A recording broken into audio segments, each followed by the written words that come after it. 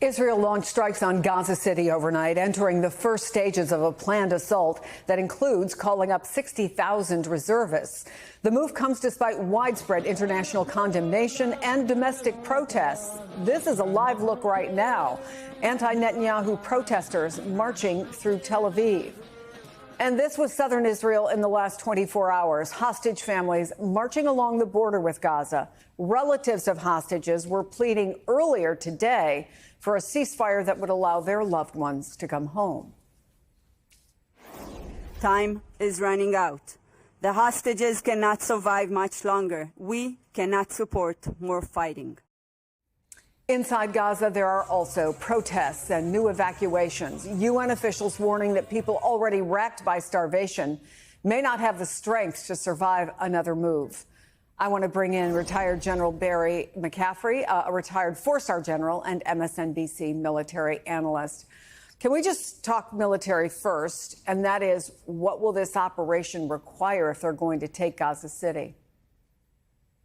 Well, Hamas is largely defeated already as a threat to Israel's existence. They've probably lost 15 to 20,000 fighters. They've reconstituted to some extent. They're still firing missiles at Israel. But it's a general statement. This is a war of choice to continue. There's 20 hostages possibly still alive. If they were released tomorrow, along with the remains of other hostages, it would probably provoke an immediate ceasefire. Hamas isn't going to do that.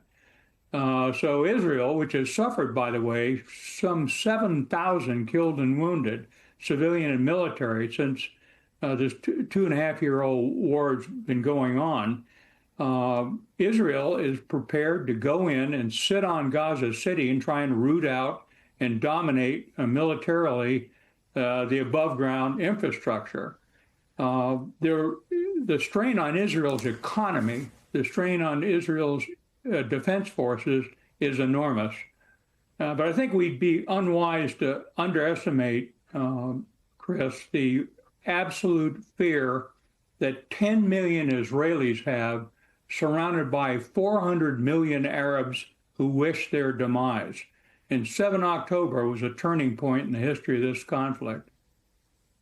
We do see, though, the ongoing protests, and we hear from the hostage families, and they are really worried. They think that this goes against, at least many of them, everything that they have been asking for. If this moves forward in the way that it looks like it might, how high is the risk for their loved ones who are still being held? Well, it's a grim situation. I would anticipate that, particularly if the offensive into Gaza City goes ahead, 60,000 reservists called up, 20,000 reservists maintained on active duty.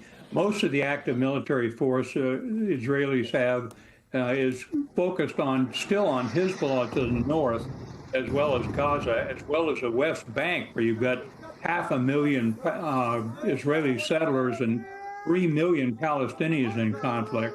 So I think the likelihood of recovering those hostages is dim. But in the strategic sense, much of the population of Israel says we've got to survive somehow in a sea of people who wish to annihilate us, and that certainly includes Hamas. So things like the two-state solution are dead for 100 years. The Israelis would be mad to support that kind of a political empowerment of Hamas fighters. On the other hand, there's an argument to be made that it's not either or, and Israeli Prime Minister Netanyahu has been under a pressure campaign by hardliners who have threatened to quit his coalition. That would essentially bring down his government if he pursues a ceasefire deal. Do you read this as Netanyahu sees that as the greater threat than damaging relations internationally or with the Arab world, that he believes he can continue to count on Donald Trump's support? How do you read it? Well, it's such a complex, bizarre situation. The Israelis have lost most of the global community with their action in Gaza.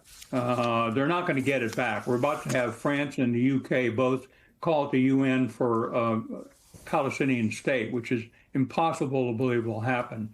In the Arab world, the Arab governments that count, Egypt, Saudi Arabia, Jordan, the Gulf Coast states, none of them will touch Gaza with an 11-foot pole.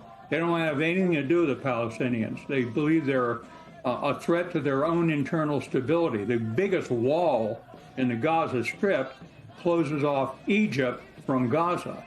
So at the end of the day, I think Netanyahu, who's a very astute politician, who's a much admired for his military background, I think the Israelis are going to stay with Netanyahu. And it's parliamentary democracy.